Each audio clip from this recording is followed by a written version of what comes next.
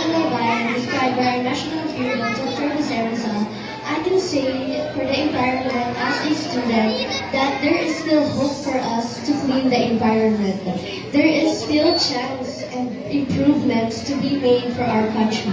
We need to work together in order to form another community that will make positive changes for our environment.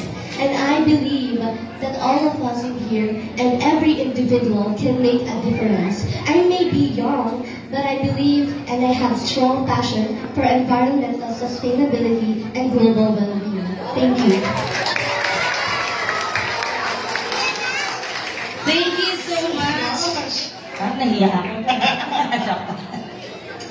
Ayan. So that ends our question and answer for the Eco Queen 2023 candidates. Ayan, Teacher Chari. Grabe, pinawisan ako sa mga sagot, no? Talagang